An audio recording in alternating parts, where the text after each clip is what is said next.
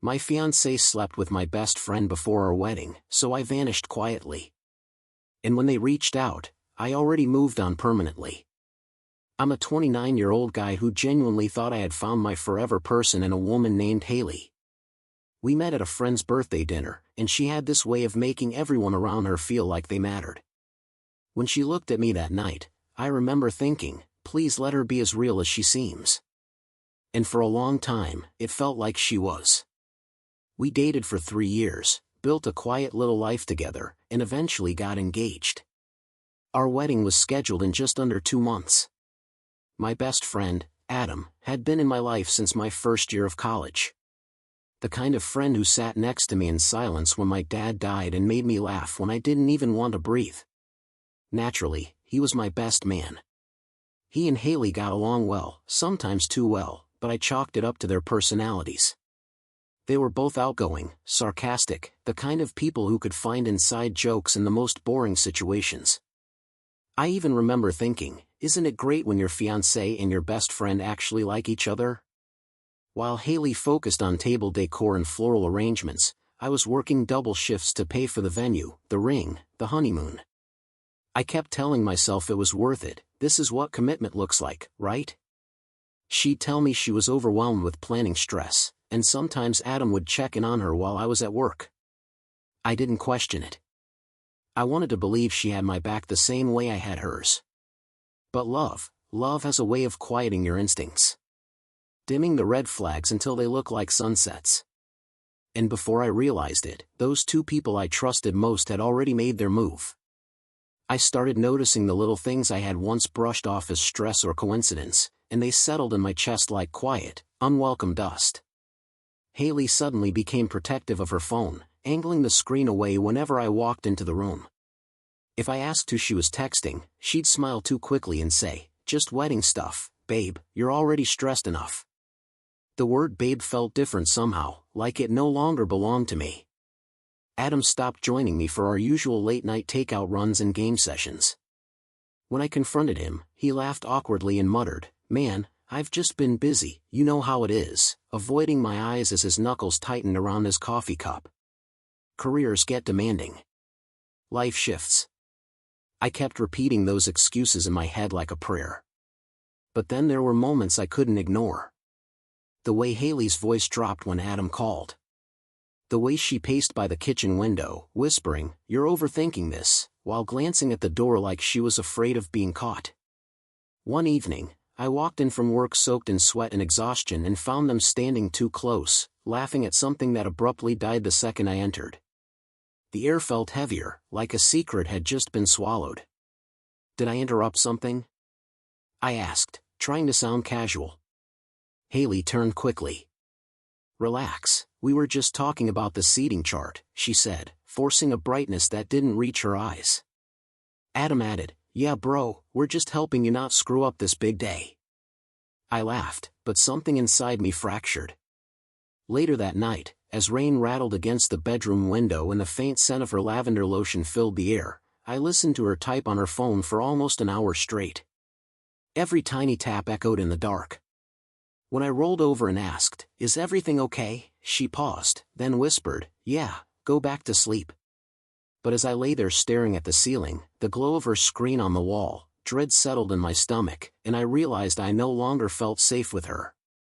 I keep replaying the night Haley said she was staying at her cousin's for a bridal prep weekend, and even now my chest tightens the same way it did then. She wouldn't meet my eyes as she slid on her jacket, kissed my cheek, and murmured, don't stay up too late, okay? The house smelled of her perfume, but something about the air felt hollow, like a room after a storm. I watched her taillights fade and told myself I was being ridiculous. Around midnight, my phone buzzed, sharp and sudden against the quiet. One heart emoji, then another message, you were amazing tonight. My breath caught as I stared at the screen, the tone unmistakably hers.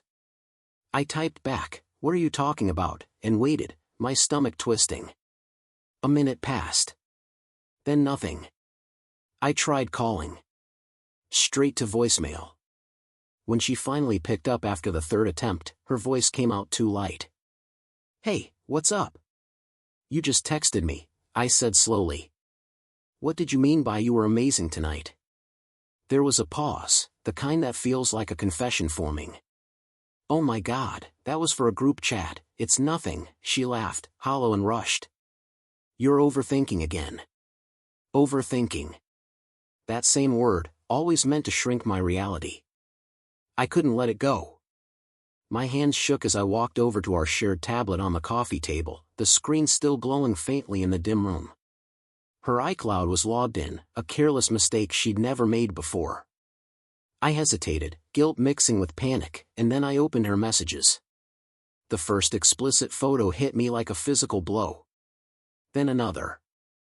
Then words I can't unsee, playful and intimate, addressed not to me, but to Adam. My Adam. Last night was even better than the first time, Haley had written, and below it his reply, can't wait to see you again, princess.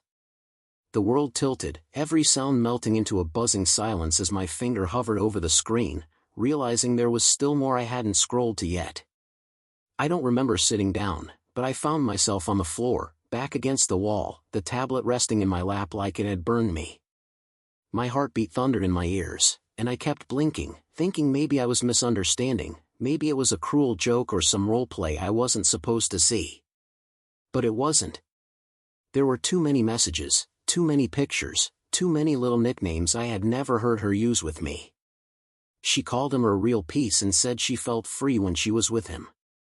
It was like watching someone else's relationship unfold in real time, except it was written by the two people I trusted most. I saw them mocking me. Poor guy works so hard, has no idea. He still thinks he's marrying you, Adam wrote, followed by laughing emojis. She replied, he's just convenient. I feel nothing when I kiss him. That one broke me. Everything I had done, the overtime hours, the stress, the skipped meals, the endless support, I thought I was building something sacred. But I was just funding a stage for their affair. I kept reading, eyes blurry, until I saw a calendar entry she'd titled Real Honeymoon, dated a week before our wedding. I checked the flight confirmation attached to it. 2 tickets. Her name. His name. It wasn't just cheating. It was planning. They were going to disappear together before I even said I do. I sat there until the sun began to rise, the tablet dead in my hands, my body aching from staying still too long. I hadn't moved, hadn't cried, hadn't even screamed. I felt empty. Not just broken, hollow. Like they hadn't just betrayed me, they had erased me. And in that stillness, something inside me shifted. Not anger. Not even sadness. Just the beginning of silence. The apartment felt foreign the moment the sun bled through the curtains, like I was standing inside a stranger's life wearing someone else's memories. Haley's favorite mug sat in the sink, lipstick still smudged on the rim, and the faint smell of her shampoo hung in the hallway, sweet and nauseating. Every inch of this place had once felt safe. Now it felt contaminated. Like trust had seeped into the walls and turned toxic overnight. I moved slowly, almost mechanically, as if I was walking through the aftermath of an emotional crime scene. My hands trembled as I opened the closet and stared at the neat row of dresses she'd been so excited to wear as my wife. I didn't speak. I didn't curse her name. I just started packing a small bag, bare essentials, the things that were undeniably mine. My chest burned, but my face stayed dry, suspended in a strange calm I didn't recognize. I turned my phone over on the table. 1 missed call from her. Then 2. Then 3. I ignored every vibration, every blink of light, every soft chime trying to pull me back into a conversation I no longer deserved to have. I didn't want explanations. I didn't want tears. I didn't want the half-truths she would coat in familiar softness. On the kitchen counter, next to the ring box, I wrote a single sentence on a piece of scrap paper. Give this to whoever you're in love with now. My own handwriting looked colder than I felt. As I walked to the door, the floor creaked beneath my steps, and the morning air slipped in through the slightly open window, carrying the distant sounds of traffic and birdsong, life continuing like nothing had shattered. I paused for a moment, staring at the trophy shelf where pictures of Adam and I still stood, our arms around each other, laughing like brothers. I didn't smash them. I didn't shout. I just walked out. But as I closed the door behind me and the lock clicked into place, my phone lit up again with her name across the screen, and this time, the message preview read something that made my stomach drop even further. Her message read, "Please, come back. We need to talk. It's not what you think." I stared at the screen, thumb hovering, the words blurring as my vision swam.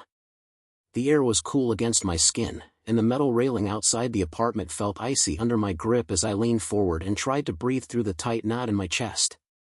I stepped into my car and drove with no real destination, just away, every mile putting distance between me and the life I thought was real. My phone wouldn't stop vibrating. Her name. Adam's name. Then unknown numbers. I watched them light up and fade, until the silence of the road swallowed the noise. "Where are you?" Haley finally left in a voice message, her tone cracking just enough to sound sincere. "Please, you're scaring me." "Scaring you?" I thought bitterly, as if betrayal hadn't already hollowed me out. Adam tried next. "Bro, I know this looks bad, but let's not do anything stupid. We owe it to each other to talk this through." Each other. As if loyalty still existed between us. I pulled into a gas station the fluorescent lights humming overhead while the smell of burnt coffee and tire rubber filled the night air. My hands were shaking when I typed one message to my sister, "I'm okay. Please don't tell anyone where I am." That was the only thread I allowed to remain tied to my old world. Meanwhile, Haley's texts grew more frantic. "I made a mistake. You don't understand. I was confused. Adam means nothing, it was just stress, just pressure, please answer me." But the more she panicked, the quieter I became. I watched the digital desperation spill across my screen and felt something unfamiliar settle in its place, not relief, not rage, but a strange, controlled emptiness. And as I turned my phone face down on the passenger seat, another notification flashed through the edge of my vision, this time from Adam, with words that hinted they were hiding even more than I'd seen. Adam's message sat on my screen like a threat wrapped in politeness. "Before you believe everything she told you, just know, things have been complicated for a long time." My stomach knotted as the night swallowed the edges of the empty road, headlights blurring into distant smears of white. Complicated. That word felt deliberate, like he was preparing me for a truth I wasn't ready to hear. I didn't reply, but my phone buzzed again, this time from someone I didn't recognize. A name, Natalie. Her message was short, almost cautious. "I'm sorry if I'm crossing a line, but I think you deserve to know who you're marrying." My heart pounded as I stepped out of the car, the cold air biting through my shirt while gravel crunched beneath my shoes. I leaned against the hood and typed back, "Who is this?" The reply came quickly. "Adam's ex. We dated before he met Haley." She sent screenshots. Old but unmistakable. Conversations between her and Haley, messages filled with forced friendliness that slowly turned into flirtation directed at Natalie's then-boyfriend. Same pattern. Same charm. The same careful manipulation I thought was unique to me. "She did the same thing to me," Natalie wrote. "Got close, acted harmless, and then slid into my relationship like it was hers all along." And Adam knew. He knew exactly who she was. The words hit me deeper than the betrayal itself. This wasn't a one-time lapse, a moment of stress, or a mistake made under pressure. This was her nature. And worse, Adam hadn't just fallen into temptation, he walked into it with his eyes open. The night air smelled faintly of gasoline and damp earth as I stared at the screen, my hands trembling again, but this time with a different kind of clarity. Every affectionate gesture, every whispered promise, every tear she shed about our future replayed in my mind, now stripped of innocence. Natalie's final message lingered at the bottom of the screen. "She doesn't just cheat. She replaces." And as I stood there alone under the dim highway light, I realized this story went far deeper than a broken engagement, and that I still hadn't uncovered the worst of it. I drove until the city lights disappeared behind me and all that remained were winding roads, shadowed trees, and silence so loud it felt like it could split me open. I found a small rental cabin nestled in the mountains, off-grid, no neighbors, no distractions. Just wood creaking in the wind and the sound of my own breath. I didn't tell anyone where I was. I didn't want comfort. I wanted to disappear so thoroughly that not even my past could find me. Days blurred into nights. I stopped shaving. I stopped eating properly. I couldn't even tell you what I did with the hours. I'd just stare at the ceiling while my brain ran laps around memories I didn't trust anymore. The worst part wasn't what they did, it was how little I must have meant for them to do it so easily. That thought looped endlessly in my head. I was never enough. I was just the placeholder. One night, I drank half a bottle of whiskey just to feel something, anything, but it didn't numb me. It just unlocked the grief I'd been holding back. I stumbled out into the cold, barefoot and shaking, and collapsed in the dirt, sobbing into my hands like a man who had lost more than just love.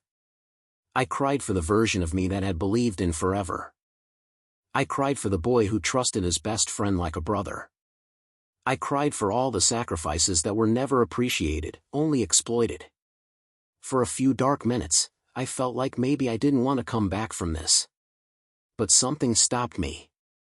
Maybe it was instinct. Maybe it was the way the night air smelled like pine and frost, reminding me the world was still turning, even if mine had fallen apart. When I finally dragged myself back inside, shivering and filthy, I caught my reflection in the mirror, wild-eyed, broken, and barely recognizable. And that's when I knew, if I didn't choose something different soon, I wasn't going to survive this. The morning after I hit bottom, I woke up on the cabin floor with my back aching and my head pounding, sunlight spilling through the dusty windows like a quiet invitation to stay alive. For the first time in days, I made myself stand. The wooden boards creaked beneath my weight as I shuffled to the sink and splashed cold water over my face, watching it drip down my cheeks like the echo of tears I refused to repeat. I didn't feel strong. I just felt tired of being broken. I started with small things, boiling water for instant coffee, forcing down a piece of toast, stepping outside and letting the crisp mountain air cut through the fog inside me. The scent of pine and damp earth filled my lungs, and for a moment, I remembered what calm used to feel like. I began walking the narrow trail behind the cabin every morning, listening to the crunch of gravel and the distant call of birds, pretending each step was moving me farther away from the wreckage they left behind. I started writing too. Everything I never said. Every betrayal. Every moment I'd felt invisible or laughed at behind my back. The pages filled quickly, my handwriting jagged and desperate, but somehow, it felt like reclaiming something they tried to steal. My phone stayed mostly silent, but occasionally it buzzed with messages I ignored. Mutual friends. Concerned relatives. And sometimes, Haley's name trying to reappear like a ghost that wouldn't accept it was dead. I never opened them. I didn't want apologies. I wanted my identity back. Still, healing wasn't clean. Some nights, I'd wake up sweating, hearing her laughter in my head, seeing Adam's familiar grin twist into something cruel. I'd sit on the edge of the bed, heart racing, whispering to the darkness, "You're not allowed here anymore."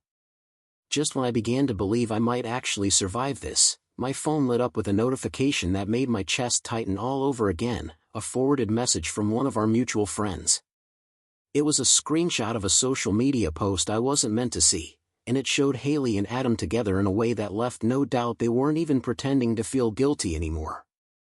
And the caption beneath their smiling faces chilled me to the bone. The screenshot showed them standing together at some sunlit outdoor cafe, his arm wrapped comfortably around her waist, her head tilted against his shoulder like she had never belonged anywhere else. Adam looked proud. Haley looked soft. Peaceful. And beneath the photo, the caption read, "Sometimes love finds you where you least expect it. Grateful for new beginnings." New beginnings. As if I was just a chapter to be closed, not a life they detonated. My chest burned as I stared at their smiles, the fake ease of it, the way they dared to present their betrayal like a romantic evolution instead of emotional vandalism. The air in the cabin suddenly felt heavier, pressing against my skin, and the faint smell of smoke from the old heater seemed to sting my throat.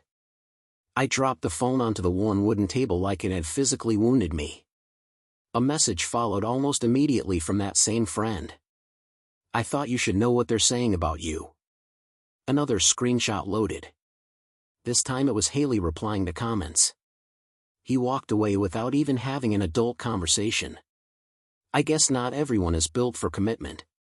Adam added, "We didn't plan it.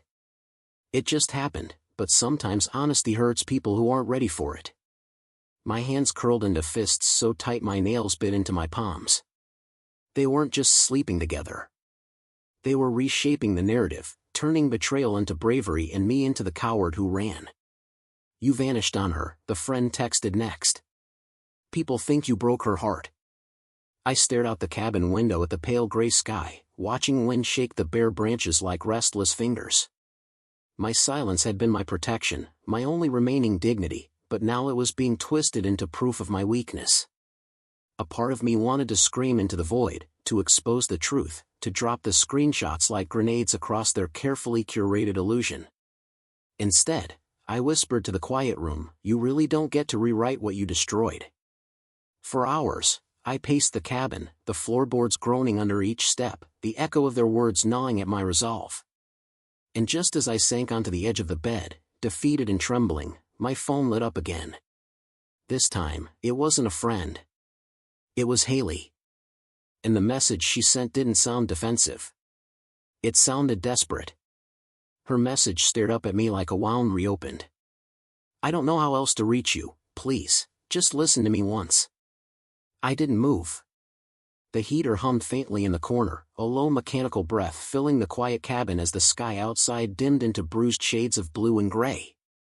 My heart pounded so hard I could feel it in my temples, each beat pulling me closer to a moment I had sworn I would never give her. Another message followed. "I never meant for it to get this far. I lost control. I was scared. I was overwhelmed. But I never stopped caring about you." Caring. The word tasted bitter in my mind.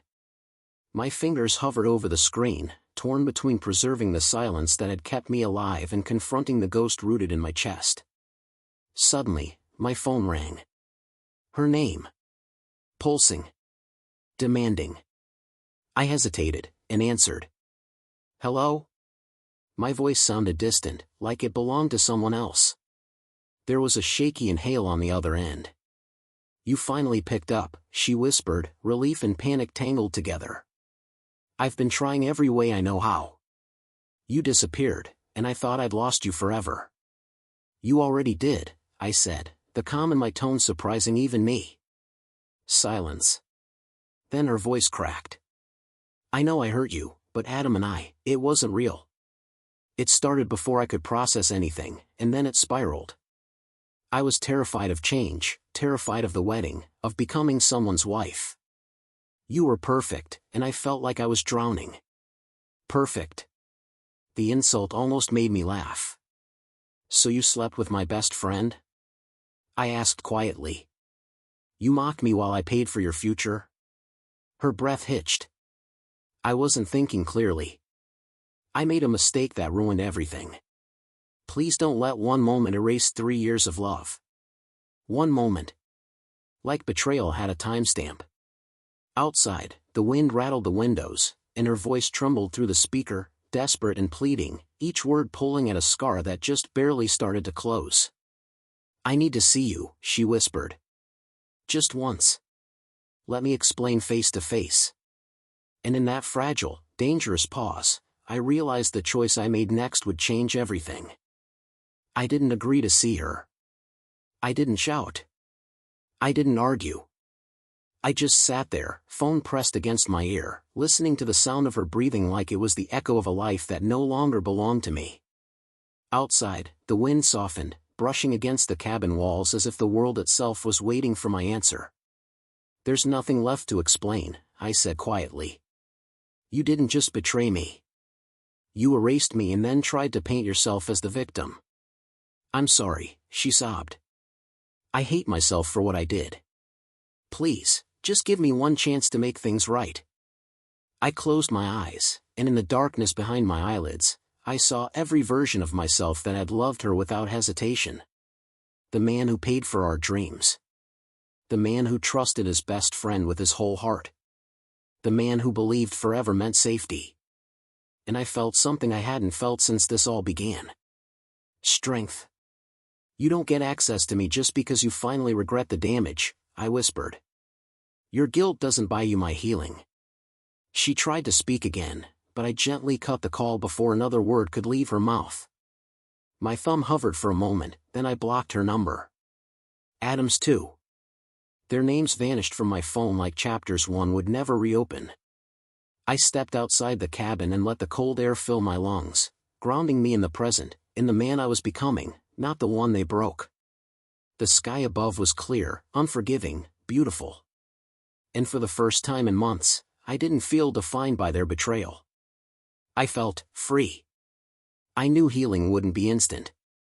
That some nights would still ache. That trust would take time. But I also knew something undeniable now: I had survived them. And they would never again have the power to touch the life I chose to rebuild. As I walked back inside, my phone remained silent. No more pleas. No more excuses. Just a quiet, unfamiliar peace settling into my bones. And in that stillness, I realized the most painful goodbye had also become my greatest victory.